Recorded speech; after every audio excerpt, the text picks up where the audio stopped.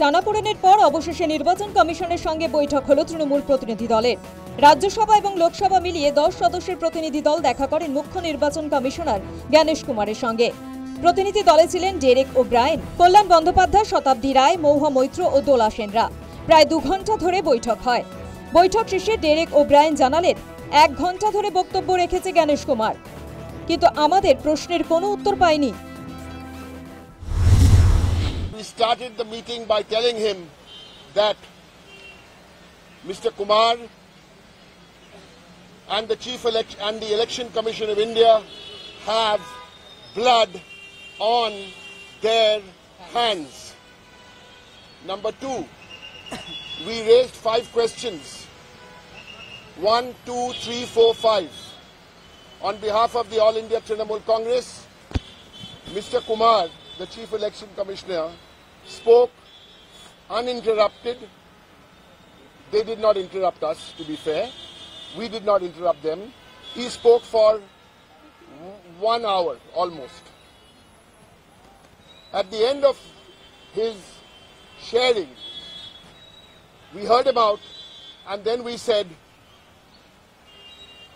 we did not get an answer to any of our 5 questions.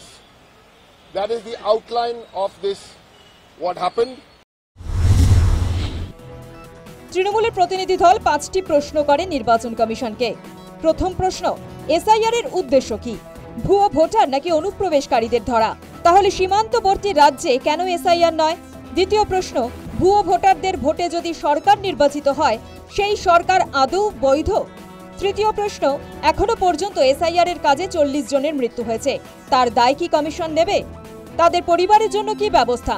4 নম্বর প্রশ্ন, তৃণমূল যে সমস্ত অভিযোগ জানিয়েছে তার ভিত্তিতে কমিশন কি ব্যবস্থা নিচ্ছে?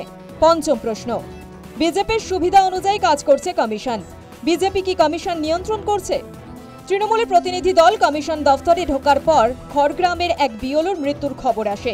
তৃণমূল দাবি করে এসআইআর পর্বে 40 জনের মৃত্যু হয়েছে। আমরা লিস্ট দিয়ে এসেছি, 39 জন ছিল। আমরা ওখানে কথা বলতে বলতে আরেকজন খড়গ্রামের আরেকটি রিপোর্ট এলো যে মারা গেছে বিএলও। তাদের পরিবারকে কিভাবে করা হবে, তার কি দায় ইলেকশন কমিশন নেবে কি নেবে না, নিচ্ছে কি নিচ্ছে না। তৃণমূলের প্রতিনিধি দলের কমিশনে দেখা করা নিয়ে কটাক্ষ করেছে বিজেপি।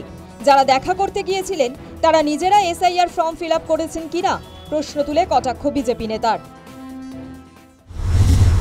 पहले सवाल पूछिए कि जो लोग गए उन्होंने एसआईआर का फॉर्म फिलअप किया है क्या, उनके परिवार ने किया है क्या? अगर किया है तो दोहरा स्टैंड आप क्यों ले रहे हैं?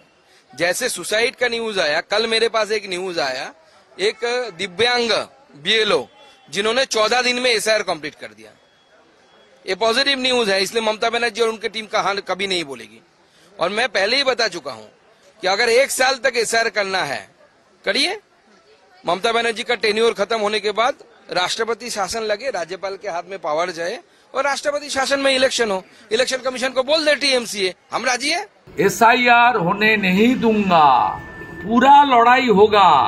আপনাদের মনে নেই? তারপর উনার ছোটটা বলেছিলেন না যে পশ্চিমবঙ্গে এসআইআর হবে না, তা 52,000 বিএলএ দিয়েছেন কেন? একদিকে এসআইআর এর বিরোধ করছেন, অন্যদিকে 10 জন এমপিকে পাঠিয়ে দিয়েছেন জ্ঞানেশ কুমারজির কাছে পা ধরার জন্য। এসআইআর শুরুর পর থেকেই তৃণমূলের তীরে কমিশন। এসআইআর হতে দেব না বলে আওয়াজ তুলেছিলেন তৃণমূলের শীর্ষ নেতারা। তবে সেখান থেকে অবস্থান এখন অনেকটাই বদলেছে। কমিশনের সঙ্গে দেখা করে পাল্টা চাপ তৈরি করতে চাইছে তৃণমূল, মত রাজনৈতিক মহলে। News time.